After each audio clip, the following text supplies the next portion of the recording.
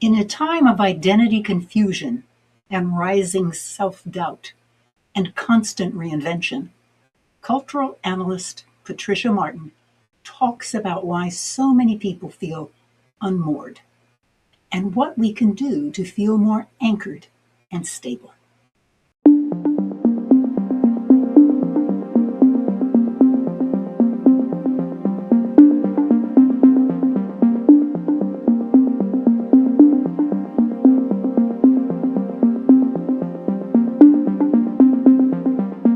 Thank you for joining me today.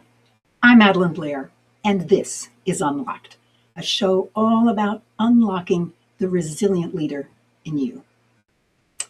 Before we begin, if you enjoy Unlocked, please subscribe on YouTube or send a quick thumbs up email. It's a simple way for you to support the show, and it means a great deal to me. As many of you know, I have done research projects for clients who wanted me to assess their organization on a particular issue. Very often, one of the issues involved feelings of respect. In fact, I often assessed feelings of respect even when the client didn't identify it. I did so because it was often the missing piece of a sense of feeling confident in the work. My question was something like this. Imagine that you have just been treated with respect. You're talking with some people and you just have that sense. What happened that gave you this sense that you were being respected? Now, in my work, I have interviewed people from many cultures and industries. So to my surprise, they always responded with some form of, they felt they had been heard. They went on to say that it wasn't important that the person agreed with them.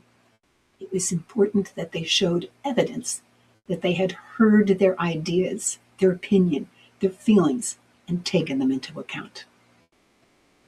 I've never forgotten this definition of respect, and to this day, when I am talking with someone, my assessment of that person and whether I would enter into a deeper conversation with them is entirely dependent on whether they showed that they had heard what I said. It is something that I keep in my mind even right now, like when I'm interviewing. And I will tell you that it takes concentration, curiosity, and energy to do it. But it is so important to spend the energy so that as I support my guests, they give their best back, feeling it was worth their effort to be here. The next time you're listening to someone talking, challenge yourself to come up with a question to ask when they've finished their thought. A question that builds on something they have said. I guarantee they will feel so much better about themselves, and you will find that you learned more from what they said. Now remember, you don't have to agree with them. You just have to listen. As I think about this, I suggest that you listen to this show. Try to formulate a question for me or my guest. And if you do, feel free to email that question or go to my website and post the question or the show notes in YouTube. In either case, I will respond. You know, culture has always shaped how we understand ourselves. In earlier eras, it was stories, communities, shared norms helped people make sense of who they were and where they belonged. Today, that landscape is changing dramatically. Statistics tell us that we are interrupted every 2 minutes, and that's 275 pings a day, nonstop alerts, endless micro demands. We encounter identity cues everywhere, online and media, in hybrid digital analog spaces. Rather than clarifying who we are, these cues often create confusion. And my guest today has spent her career helping us understand these cultural forces and how they shape the inner life of individuals.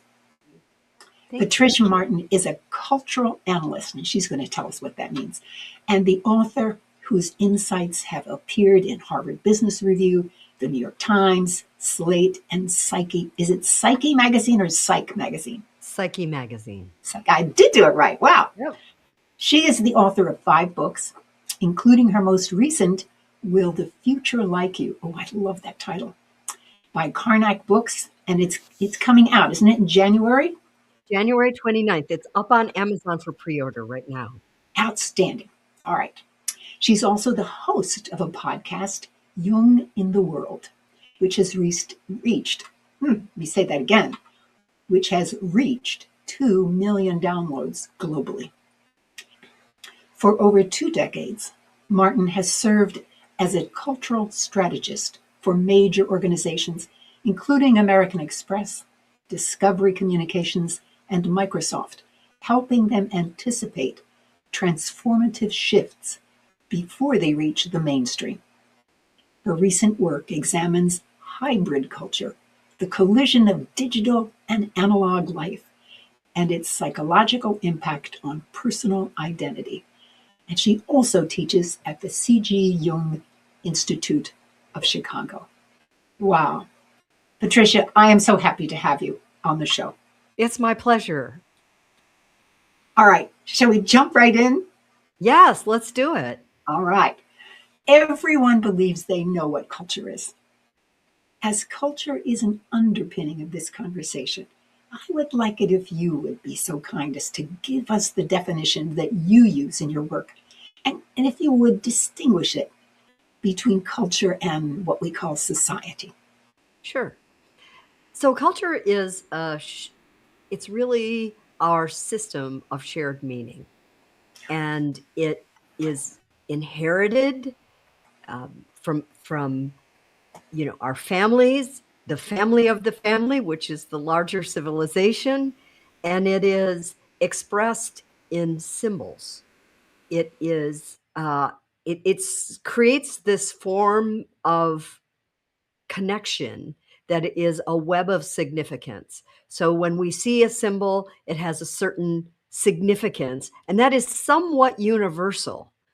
And then finally, it has to be shared publicly. So I'll give you an example of something that most people would identify with.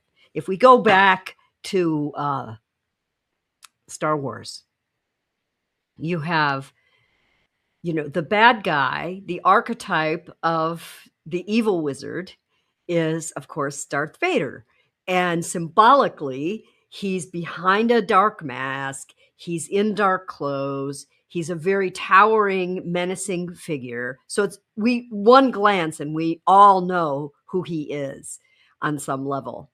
But then the brilliance of that franchise is when Luke Skywalker discovers that, in fact, Darth Vader is his father.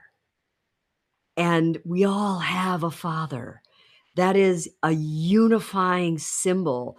And so that story, part of its success is that it is so resonant in people. They get it. And they get the impact of all the moments in that drama. And so that's a really good example of, a cultural offering, a cultural product. I would never have I would never have selected Darth Vader as the symbol, but you're absolutely right in everything that you describe. It gets right into your gut, even as you're describing it. I'm feeling it as you say it. Well, it can be heavy. It can also be beautiful. It can, the thing about culture is that it is a system of symbols that we share, and they tend to be created for specific reasons in our daily lives. There are symbols of enlightenment. There are symbols of joy. There are symbols of happiness. There are symbols of darkness. There are symbols that just strike fear in us. And so, you can go across the spectrum of human emotion, and that's the beauty of culture. You will find, and if we just use walking into a museum, for instance, you're seeing a guy with a spear. It's pretty clear to you what's going on. And I remember I used to take my children. I live in Chicago, and I used to take my kids when they were little to the Field Museum, and their favorite thing to do was to go down into the basement where they had these dioramas of the Egyptians and the mummification process. And all of it was symbolically created to give meaning to this moment of death and loss and rebirth. And when the Field Museum decided that they needed to overhaul and renovate and modernize, there was huge cry when they removed the dioramas because people were like, wait a minute. That's my kid's favorite, right? Yes, and it's my favorite too. You know, people understood it at a level that went beyond any kind of little didactic you were reading, explaining anything. They could just look at it and get it. Got it. Yeah. Well, I've decided I used the wrong word. I said that culture is heavy, but what you were saying is it's simply powerful. It's deep. Yes? Yes. All right. Well, it's always been in the past as a reflection of how people live their lives together. You've already talked about a movie about this, even the villains. It's so perfect. I call it a mixing bowl of behaviors, of norms, of values, of moral codes, and they help us identify who we are.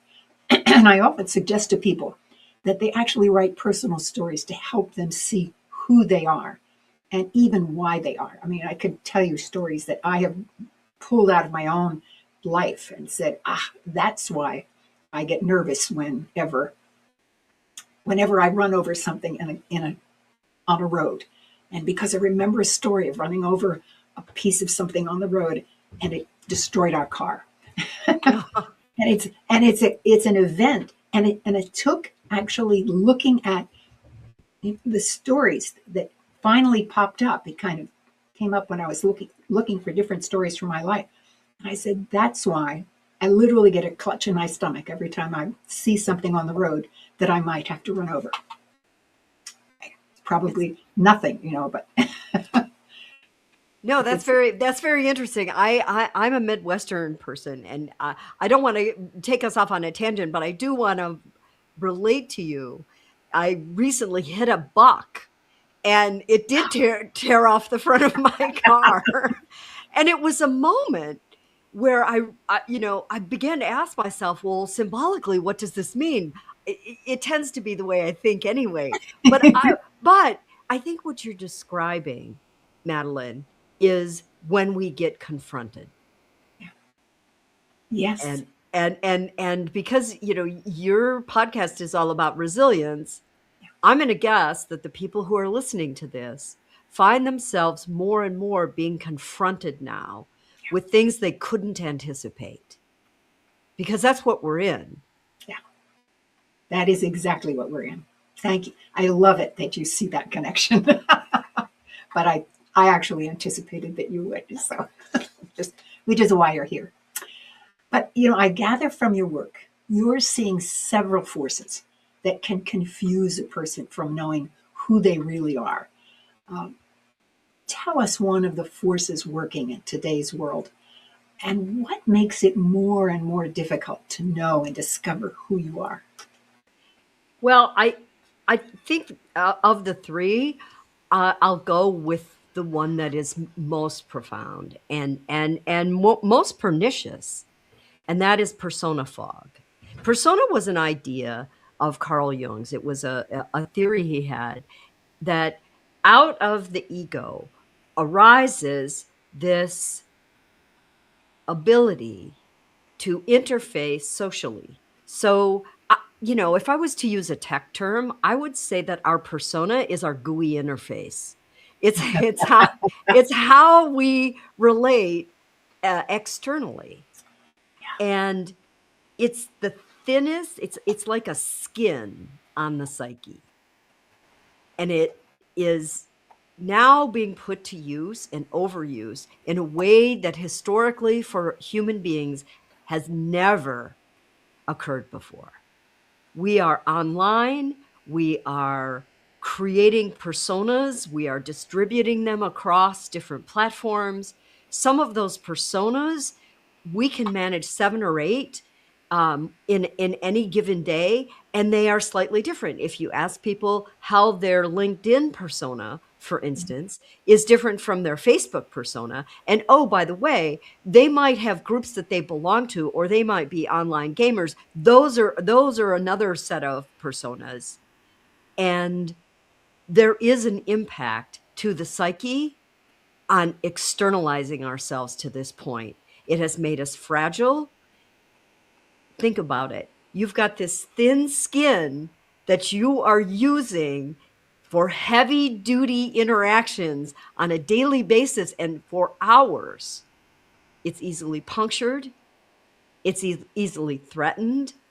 And it is really kind of changing the way that we see ourselves. And it's creating, why I named it persona fog is because the more I studied people and asked them about their online lives, the more I started to hear certain themes.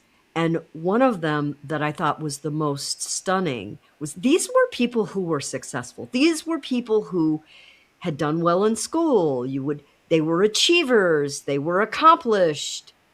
And so they had high self-esteem. It wasn't a self-esteem issue, but they struggled to create a vision for a future self, which led to things like stuckness and deep self-doubt and rumination about themselves. And so they were having trouble stepping out into the world.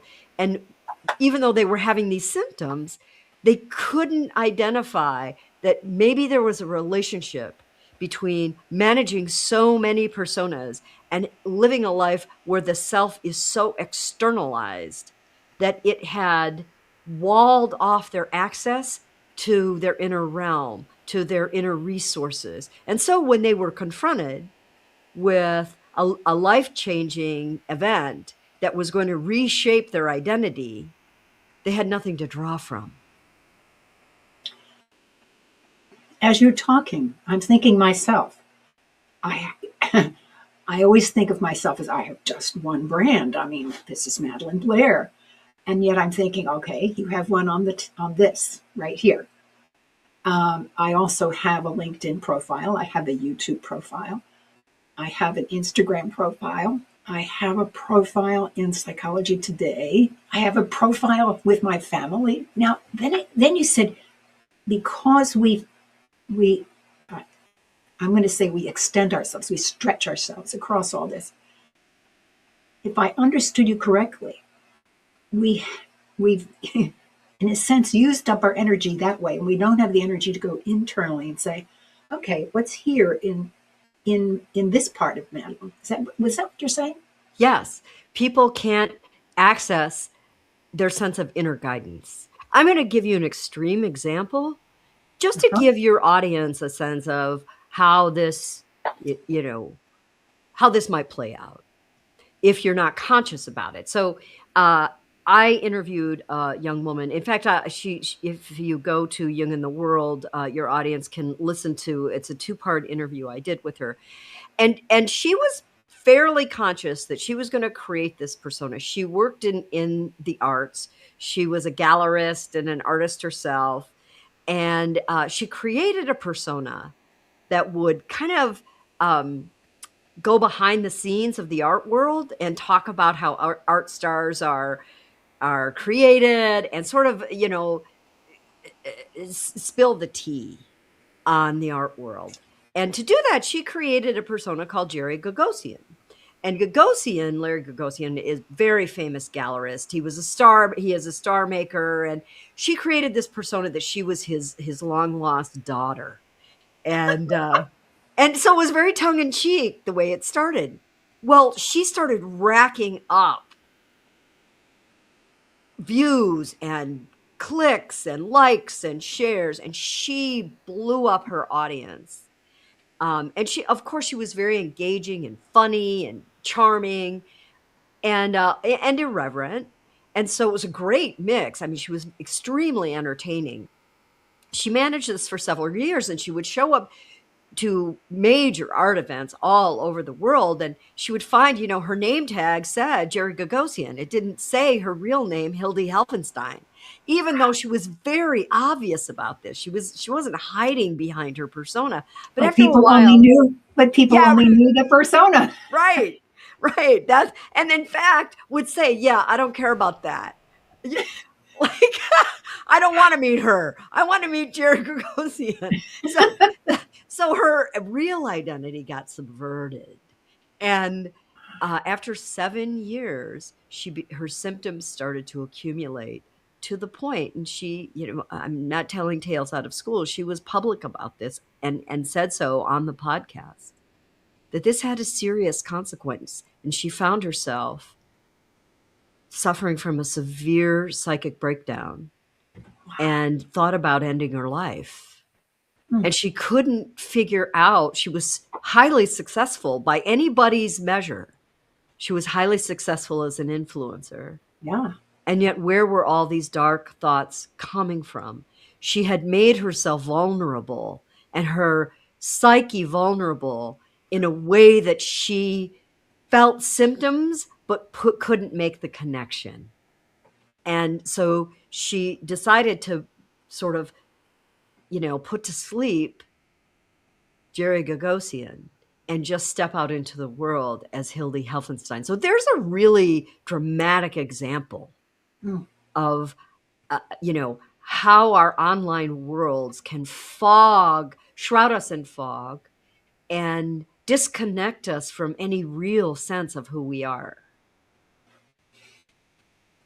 Well, this has been as you're talking, I'm thinking, okay, I don't have a nom de plume, but I'm always Madelyn Blair.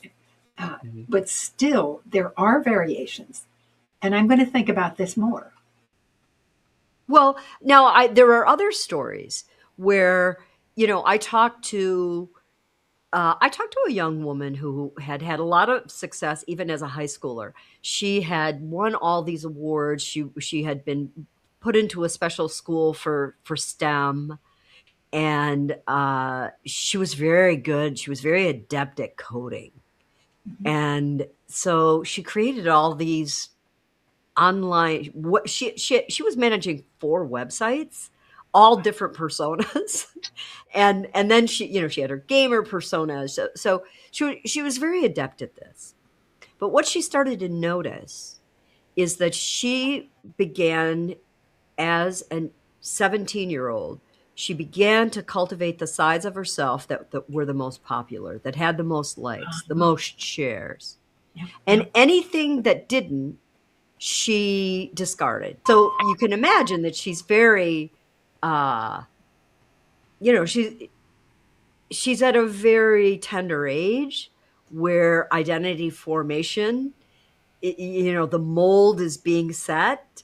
And here she was seeding her identity development to the crowd. Wow. And once she kind of got with that, and the way she got with that is that she found herself unhappy. I mean, she just found herself unsatisfied with any success she had. She was kind of, she would describe her mood states as kind of just blue. And she wasn't able to feel connected to other people. And just on a lark decided that what she was going to do was go through every single one of those accounts and every single one of those websites. And she was going to do an inventory of the features that she had put out, regardless of how many likes, that she liked. What did she like about herself that she had put out there into the public?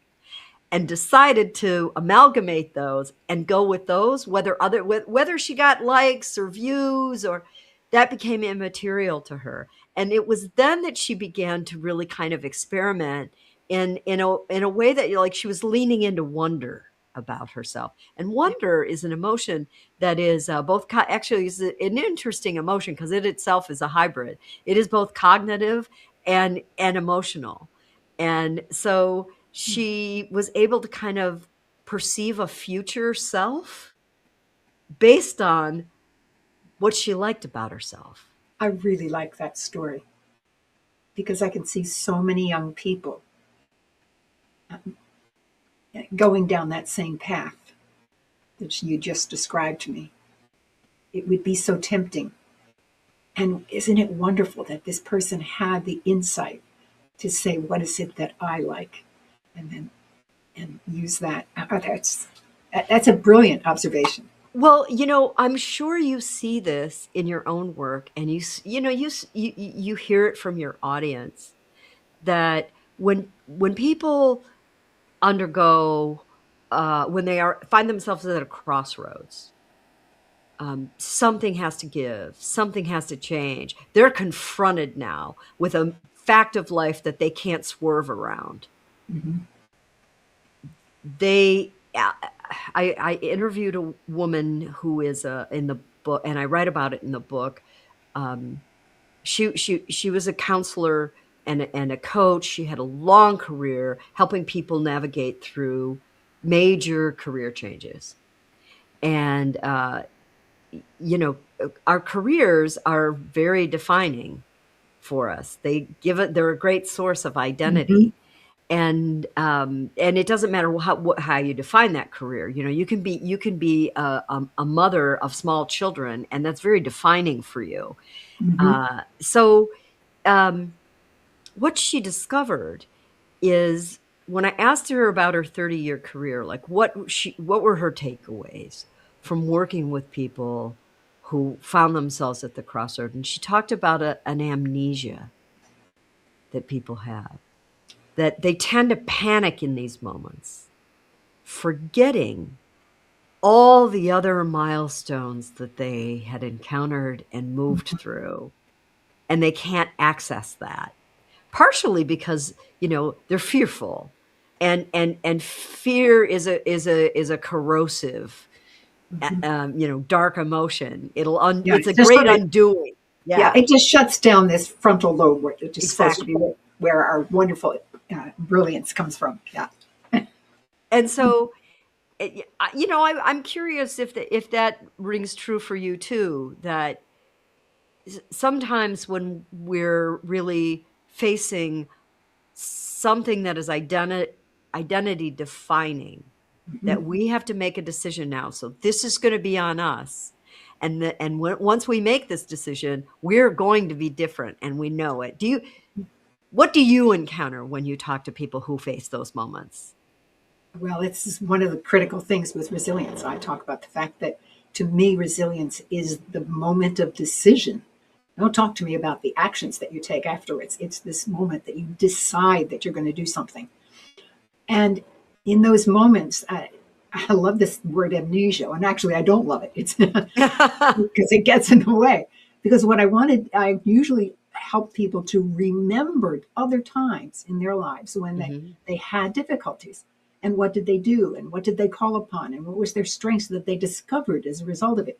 And it goes back to my point about, I love for them to really explore the stories from their lives, because that's when you see this sort of thing. And you come to this new decision point, or this new moment of encounter, unexpected encounter. And you say, I've done these things before. Now, let me call upon those, because I know they already exist in me, and go forward. Yeah, I think, now, are you when you say stories from their own lives, are you talking about personal narratives? Definitely. It's when you are the center of the story. You're the protagonist. Yeah. So personal narrative is very powerful for forming identity. There are 3 legs of the stool for how we shape our identities. One is how we see ourselves, and we draw a personal narrative from that source. The other is how other people see us. And then the third is our will. And this is where we can actually say to ourselves, and people in recovery say this, I made a decision that I was not going to be this person, that I was going to be a different person. And our will is very powerful. So you've got, 2 of the 3 elements of how we form identity that are within our capacity to alter. And so writing your personal narrative or even conjuring again, sort of leaning into wonder about how, as when you're confronted with a change, well, how would it look if I Yeah. dot dot dot? Yeah. And it's a creative exercise, because the thing about being at a crossroads like that, some of the things that we have to embark upon, we like nobody can really tell you. Like let's say you're making the decision. There was one young woman who I interviewed. They were a couple, actually. They were trying to make the decision whether or not to have children. Mm. Now, who can really say, anybody who's listening out there, if you've had kids and somebody comes to you and says, well, how did it change your life? It's sort of like a litany. Where do you begin? Right? And it is kind of different for everybody, Yeah, it's true. And even if you did all that research and you asked everybody, it still doesn't prepare you for the shift. That's true. So when we lean into wonder, as we begin to write a new story of our lives, it relieves the burden of having to know everything, because we could continue to edit our personal stories and we would never move forward That's true. and take the bigger leap. Yeah. No, and actually, I tell people, don't be afraid that you're going to hit these moments. They're in fact designed as part of our nature to grow us. So, Yes. if you try to avoid it all, you're just not going to grow. You're not going to change. You're going to become rather bored with life. Exactly. That's a great point, Madelyn, because and Carl Jung believed this as well, that his whole theory of individuation this is why we're here. If you ask yourself the bigger existential question, why am I here? It is to individuate through these experiences one after another, and to integrate the lessons and the experiences and the growth, experience by experience, change by change, nuance by nuance, until you're a more whole person. I'm so excited about this because as you're talking about this, I'm saying to myself, well, I've done that exercise and I know why I'm here. But Mm. but it has to do with working with other people. It's offering myself to other people. And as I'm saying that, I'm thinking to myself, and that's where the rub occurs. That's where you keep hitting these difficult situations because it's other people who give you these difficult things. And so it's a virtuous circle. Hmm. Yes, and I encountered that as well in my research. There's a tiny town in Finland where the men in the town die early of massive coronaries. It's in their DNA. Mm. And so they became adroit at seeing how to accept this as a cycle of life. And what they found, as sociologists, and actually a cardiologist who specializes in culture, went into the community to discover, like, how do they handle this? Because there's a constant tick-tock in the back of your mind Yeah, that yeah. that the men in your life, their days are numbered. Numbered. Right. And then how do you mount a daily sense of optimism? And what she found is it was these gentle, small moments of giving of themselves to others. Uh, Meeting someone for tea, dropping a casserole off at someone's house, hosting a small informal event or potluck. Like, it was these community moments where you have set the stage for people to give of themselves, give to each other, and sort of strengthen the web of meaning. And that helped people deal with their grief. And I think you're dead on when you talk about what gives you meaning is to give of yourself to others. I love this story.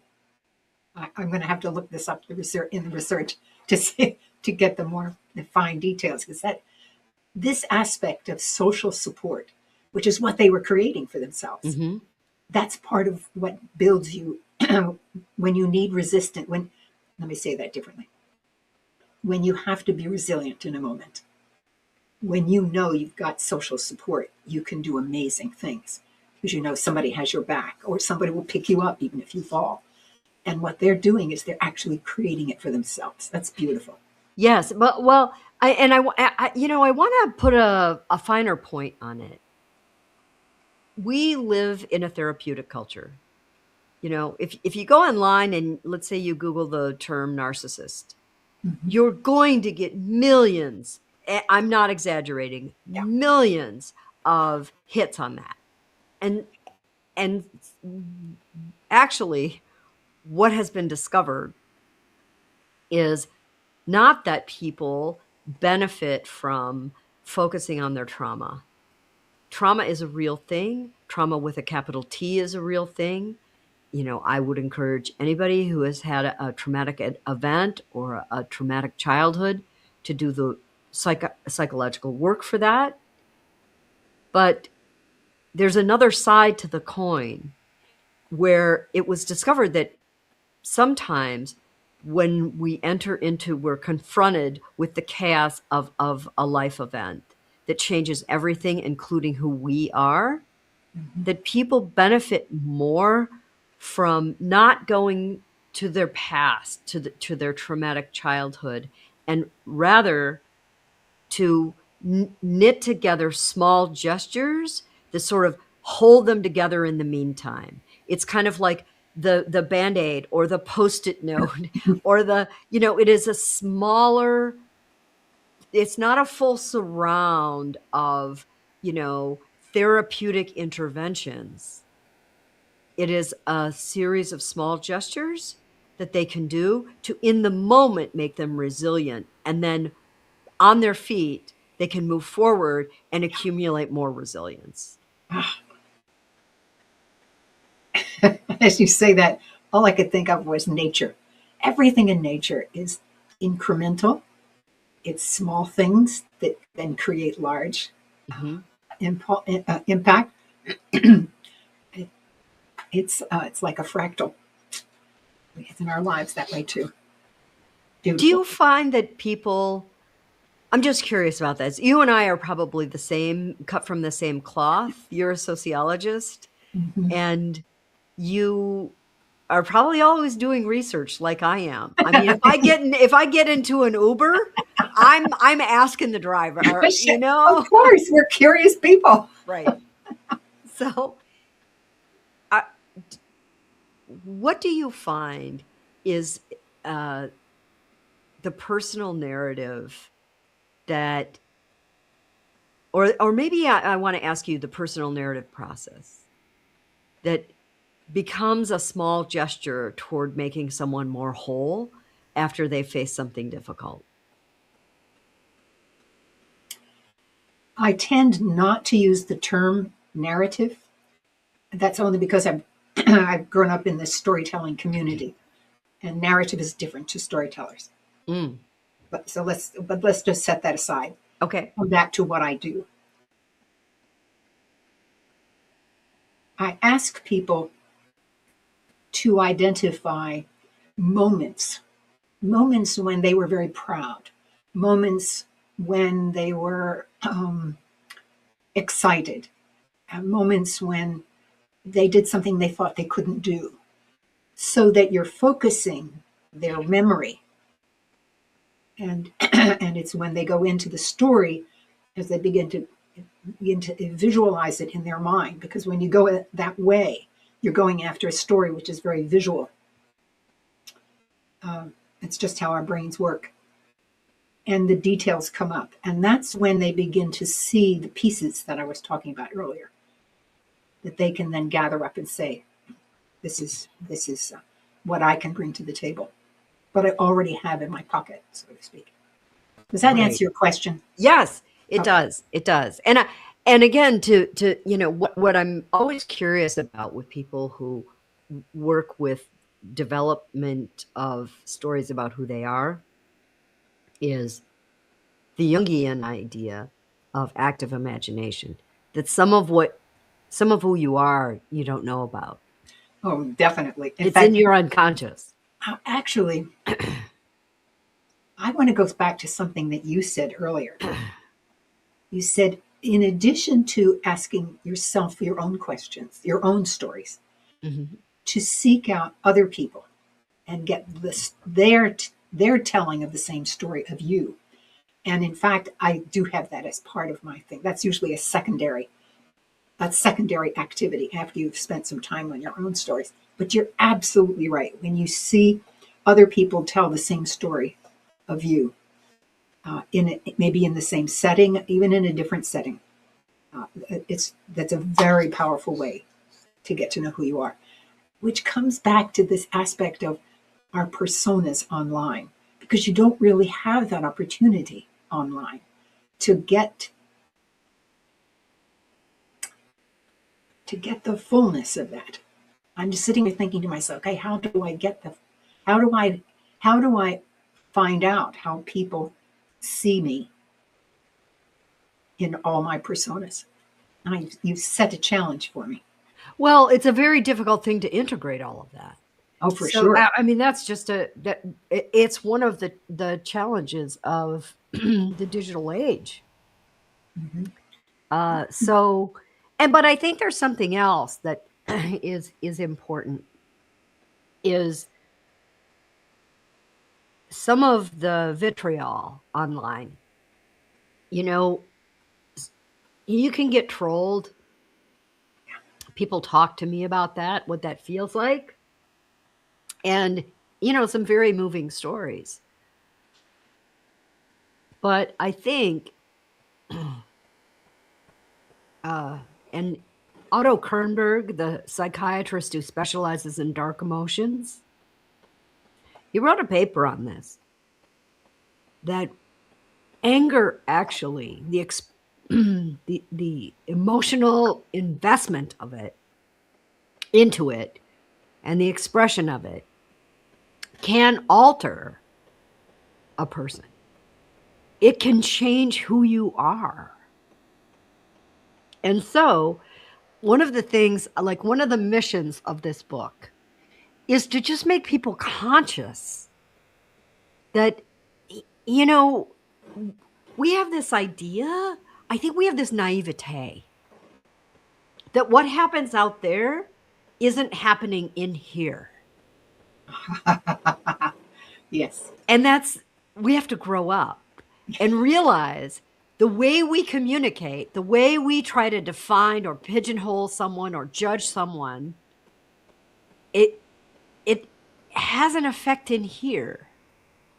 And we're accumulating these symptoms, persona fog, chronic self-doubt. And people are puzzled, like, why do I feel so crappy? Without really understanding that what they're putting out there is affecting them in here, and it's changing who they are. So we have great power to shape who we become online. I think in our culture, we set unrealistic goals for ourselves because we set a tone of super success. You have to be a hero, whatever a hero is. And when we miss that mark, um, we don't feel right about that. And I'm thinking, as you're describing this aspect of what we are saying, what we are doing, is actually, especially anger, as you're saying, really affects us. I wonder if you'd talk about that in relationship to this aspect of setting unrealistic goals.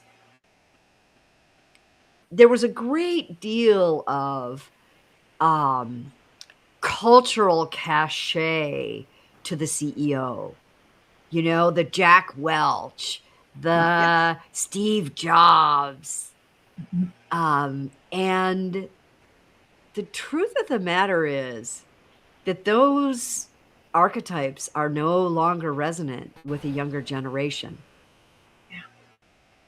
where people are getting greater relevance is in, as you said earlier, giving and revealing parts of themselves in the service of others. And I think you're even seeing this in, the demise of traditional media, of legacy media.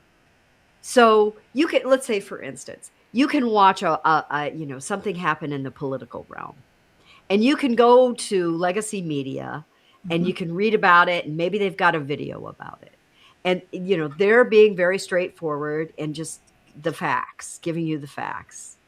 And we all know that facts are subjective. But be that as it may, it's delivered with authority. And then you go online and you can find YouTubers, and they tend to be younger, and they are putting themselves into the reportage.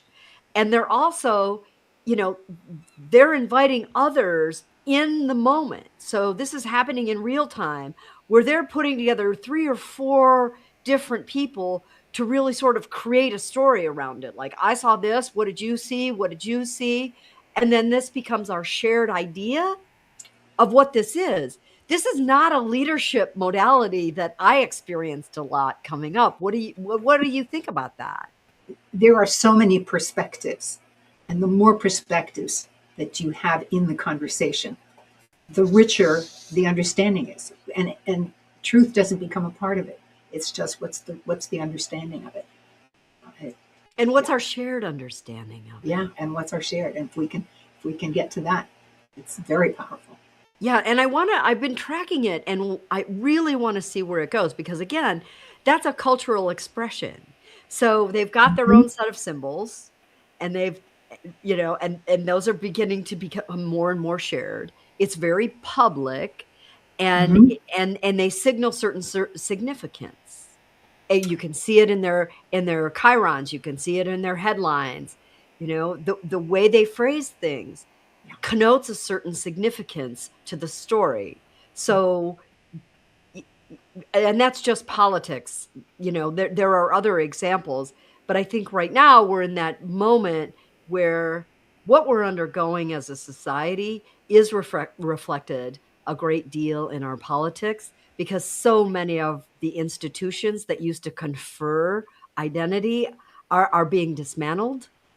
And so it's putting more and more pressure on the individual to decide what is meaningful. And it's also forcing us into this posture where we're not just saying, what does this mean? It's as if every question turns back around to, who does this make me? Who am I? Who does this make me? I love that. Who does this make me? We have gone over so many issues. And I always like to leave my audience with something that they can actually do as a result of all this. So, what can a person do to just begin to recognize this situation and begin to deal with the ambiguity, the chaos, the lack of social support, all these things? Well, it's a tall order. So I'm going to riff based on some of the things that we talked about. Right. All right. And you can riff with me. All right. First of all, I'm going to get very simple. The holidays are coming up, and I don't know when this will play, but it's a great time to do something very simple for yourself, which is do something with your hands, work with your hands. Yeah. I don't think that we understand how the repetitive motion of working with a keyboard and the time we spend on screen is developing tracks in our brains that are making us, well, I'll use a metaphor, sort of myopic. And when we sit down and write a letter, when we knead bread, when we make something, when we craft something out of our hands, and I am not an artist, I am not a craftsperson, but I have found that when I work with my hands, it opens up a broader sense of who I am. I can have a more generous idea of who I am, a less fear-based idea about who I am. And then the final thing, as we wrap up, every book has a mission. And Will the Future Like You had a mission to just make people more conscious of how they use the internet and how it shapes them. So this is not only a time of gift giving, but it's a great time to work on the way you thank people, the way you thank your audience, the way you thank the people in your online circle, the way you thank the people in your community, expressing your sense of connection through just the simple gesture of thank you makes you a certain kind of person, and it makes other people certain kind of people. I love those two examples. When I want to really relax, I'll say, I will put together a jigsaw puzzle. Because a jigsaw puzzle requires me to use my hands, use my eyes, and look at shapes and color and no words. And that's incredibly good for me. And so your idea of working with your hands is just wonderful. I remember one time I was cooking with someone, and I said, "Oh, don't you just love chopping the vegetables?" And he said, "Oh no, I don't like to do that." I said, "Okay, I will do that. You cook." And that's another way in which I feel I step out of my persona, my formal persona, and get into the personal one. Love those ideas. Well, Patricia, I cannot thank you enough. This conversation has been so stimulating. Thank you. Well, thank you. It's been a pleasure. Every now and then, there is something that changes how I think about the world. Grounds for Thought is a place where I talk about these moments so that you can explore the meaning for yourself. In my book, Unlocked, I wrote, "Is silence a kind of stillness? Or is it a resting station or a powerhouse of potential energy?" The ability to integrate new thoughts and ideas into what we already know takes time and silence. Consider the impact of never allowing our minds to sift through and organize our thoughts. Sleep deprivation and the resultant loss of dream time are more than physical. Our thoughts become tired too. The need for integration is important in performance. Silence and performance is used to allow the audience to imagine, to integrate, to extend what is not said. When I watch a movie, I'm always impressed when the scriptwriter leaves time for the characters to not say the next line, leaving me to imagine it. When the scriptwriter doesn't trust me to understand, filling in every moment with words, I become bored. We need some silence. Donna Mack, a communications coach, says to end a sentence, then stand in the power of silence and give your audience an opportunity to digest your information. One of the most powerful moments of silence was when Emma Gonzalez, a student of the Marjorie Stoneman Douglas High School, where they had a horrible shooting. She was speaking to a large audience in Washington, D.C. She held her audience for 6.5 minutes in silence. Even the audience didn't understand until she explained her purpose of waiting the same amount of time as the shooter used in the school. When the audience finally understood, there was a moment of deep appreciation for her action. The silence had deep meaning and was anything but empty. You've just heard a lot in today's show. I hope you will take a moment or two, or 3, to sit in silence and let the power of the messages you have heard settle. It's part of how to handle today's world. Let silence be your powerhouse. I want to thank you for joining me today. And if this conversation resonated with you, and if you found something of value, please like and subscribe and let me know. I'm Madelyn Blair, wishing you infinite possibilities as you unlock your resilient leader.